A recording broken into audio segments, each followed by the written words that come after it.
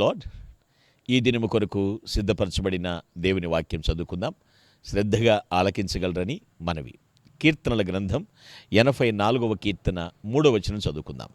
సైన్యములకు అధిపతియగు యెహోవా, నా రాజా, నా దేవా, నీ బలిపీఠమునొద్దనే పిచ్చుకలకు నివాసం దొరికెను, పిల్లలు పెట్టుటకు వానకోవెలకు గూటి స్థలము దొరికెను. ప్రభునందు పిల్లరా, ముందుగా మీకు హృదయపూర్వక వందనములు తెలియజేస్తున్నాను. కోరహు కుమారులలో ఒకరు ఈ కీర్తన రాశారు. వాళ్ళు చెప్తున్నటువంటి మాట ఏమిటంటే, అయ్యా, నీ బలిపీఠమునొద్ద పిచ్చుకులకు నివాసం దొరికింది, వానకోవిలకు నివసించే స్థలం దొరికింది. ఏం మాట్లాడుతున్నారు చూడండి పిల్లలు. పిచ్చుక, వానకోవెల ఏపాటివి? ఎక్కడ స్థానం? నివాస స్థలం బలిపీఠం దగ్గర దొరికింది. వావ్! మీరు ఆలోచన చేయండి పిల్లలు. కోరహ కుమారులు బేసిక్గా వాళ్ళ గురించి ఆలోచిస్తే దేవాలయపు యొక్క ద్వారపాలకులండి, గేట్ కీపర్స్ అంటారు కదండి. దేవాలయం దగ్గర ద్వారపాలకులు వాళ్ళు. దేవుడు వారికి అక్కడ ఉండేటువంటి అవకాశం ఇచ్చాడు. కానీ వాళ్ళు దాంతో తృప్తి చెందకుండా ఇంకా దేవునిలో ఇంకా నా బాధ్యత ఏమిటి, దేవుని నేను ఇంకెలా మహింపరచగలుగుతాము, ఇంకా దేవుడు నాకు ఎటువంటి అదనపు పని చేయమని నన్ను ఆదేశిస్తున్నాడు అని ఆలోచన చేశారు.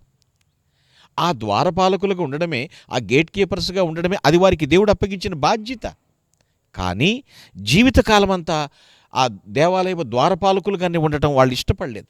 అలాగే మా జీవితాన్ని ముగించకూడదు అని దేవుని కొరకు ఒక బాధ్యత తీసుకున్నారు. అంతేకాదు, వాళ్ళు ఎక్కడికి వెళ్తున్నారంటే దేవాలయం యొక్క ద్వారము దగ్గర ఉన్నటువంటి వాళ్ళు బలిపీఠం దగ్గరకు చేరుకుంటాం. దేవుని నామ సంకీర్తన చేసేటువంటి, అక్కడ గానాలాపన చేసే వారితో గొంతు కలిపేటట్లుగా క్వైర్ టీంలో కూడా జాయిన్ అయ్యారు. వింటున్నారా నేను చెప్పిన మాట పిల్లరా? గేట్ కీపర్స్గా ఉన్నవాళ్ళు, వెల్కమ్ చెప్పడానికి నిలబడిన వాళ్ళు వర్షిప్ చేయటానికి వెళ్ళారు. వావ్! అంటే మాకు ఈ స్థానం ఇచ్చారు చాలు అనలేదు. ఇంకా నేను దేవుని పని చేయాలి, ఇంకా నేను దేవుని ఘనపరచాలి. పిల్లరా, గ్రహించండి పిల్లరా, దేవాలయ ద్వారం దగ్గర నుండి దేవాలయ బలిపీఠం దగ్గరికి జరిగారు. అంటే దేవునిలో ఎదగాలి అన్న తపన, ఇంకా నేను దేవుని కోసం ఏదైనా చేయాలనేటువంటి ఆ తృష్ణ పిల్లలు ఆలోచించండి. గాయక బృందంతో గొంతు కలిపి దేవుని నామ సంకీర్తన చేశారండి. పిల్లలు గ్రహిస్తున్నారా? ఒకప్పుడు భక్తుల కొరకు దేవాలయ ద్వారాన్ని తెరిచేవాళ్ళు, ఇప్పుడు ఏకంగా దేవుని కొరకు వాళ్ళ హృదయ ద్వారాన్ని తెరిచారు. అండర్స్టాండ్? వచ్చే భక్తుల కొరకు దేవాలయ ద్వారాన్ని తెరిచేవారు, ఇప్పుడు దేవుని కొరకు వాళ్ళ హృదయ ద్వారాన్ని తెరిచారు. ఇది చాలే, ఈ బాధ్యత చాలే, ఈ గేట్ కీపర్ దగ్గర ఉండటం చాలే అన్నట్లుగా ఉన్నటువంటి వాళ్ళు ఆ బాధ్యతను కాదు, అదనపు బాధ్యత తీసుకున్నారు కదా. దేవుని మహిమ కొరకు ఏదైనా బాధ్యతకు మించిన చేయాలని ఆధ్యాత్మిక అభిలాష, ఆ జిజ్ఞాస, ఆ సమర్పణ వారికి ఉంది. పిల్లలు ఆలోచించండి. ఇంకొక స్టెప్ కూడా మీకు చెప్తాను పిల్లలు. ద్వారపాలకులు క్వైర్ టీంలో చేరడం, గానం చేయటం మాత్రమే కాదు, దేవుని గురించి, దేవుని మహిమ నిమిత్తం సంకీర్తనలు రాశారు, లిరిక్ రైటర్స్ అయ్యారు. గ్రహిస్తున్నారా?